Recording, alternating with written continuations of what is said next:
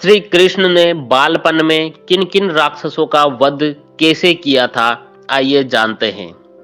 देवकी और वासुदेव के विवाह के समय आकाशवाणी हुई थी कि देवकी के गर्भ से जन्म लेने वाली 8वीं संतान कंस का वध करेगी।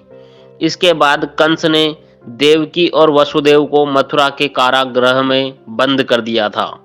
कारागृह में कंस ने देवकी और वसुदेव की 7 संतानों का वध कर दिया। 8वीं संतान के रूप में श्री कृष्ण का जन्म हुआ और भगवान की माया से वसुदेव ने बाल गोपाल को यशोदा के घर पहुंचा दिया। कुछ समय बाद ही कंस को मालूम हो गया कि देवकी की 8वीं संतान का जन्म हो चुका है और वह गोकुल में है।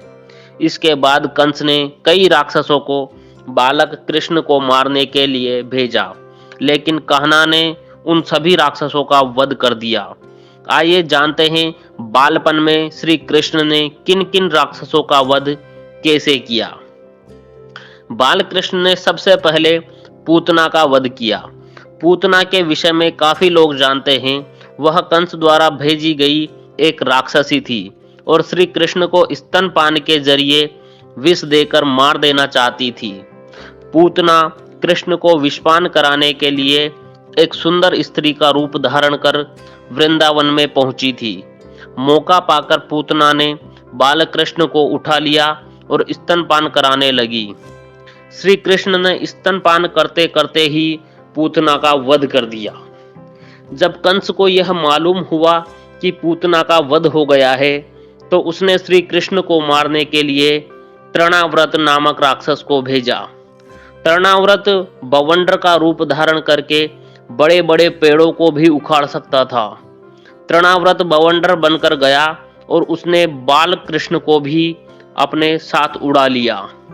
इसके बाद श्री कृष्ण ने अपना भार बहुत बढ़ा लिया, जिसे तृणाव्रत भी संभाल नहीं पाया। जब बवंडर शांत हुआ तो बाल कृष्ण ने राक्षस का गला पकड़कर उसका वध कर दिया। जब कंस को मालूम हुआ कि कृष्ण ने पूतना के बाद तृणाव्रत का भी वध कर दिया है, तब उसने वत्सासुर को भेजा। वत्सासुर एक बछड़े का रूप धारण करके श्री कृष्ण की गायों के साथ मिल गया। कान्हा उस समय गायों को चरा रहे थे।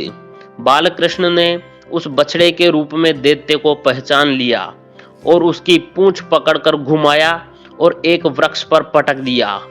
वहीं उस दैत्य का वध हो गया। वत्सासुर के बाद कंस ने बकासुर को भेजा। बकासुर एक बगुले का रूप धारण करके श्री कृष्ण को मारने के लिए पहुंचा था। उस समय कान्हा और सभी बालक खेल रहे थे।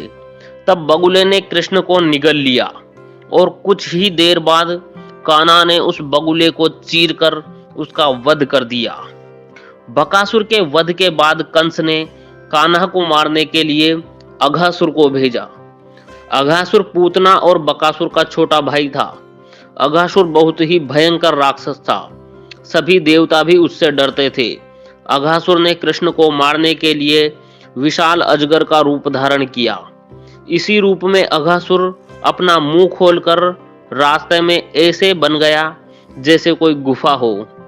उस समय श्री कृष्ण और सभी बालक वहां खेल रहे थे। एक बड़ी गुफा देखकर सभी बालकों ने उसमें प्रवेश करने का मन बनाया। सभी ग्वाले और कृष्ण आदि उस गुफा में घुस गए। मौका पाकर अघासुर ने अपना मुंह बंद कर लिया। जब सभी को अपने प्राणों पर संकट नजर आया तो श्री कृष्ण से सबको बचाने की प्रार्थना करने लगे। तभी कृष्ण ने अपना शरीर तेजी से बढ़ाना शुरू कर दिया। अब कान्हा ने भी विशाल शरीर बना लिया था। इस कारण अघासुर सांस भी नहीं ले पा रहा था। इसी प्रकार अघासुर का भी वध हो गया। एक बार माता यशोदा श्री कृष्ण की शरारतों से परेशान हो गई और उन्होंने कान्हा को ओखल से बांध दिया ताकि बाल कृष्ण इधर उधर न जा सके। जब माता यशोदा घर के दूसरे कामों में व्यस्त हो गई, तब कृष्ण ओखल को ही खींचने लगे।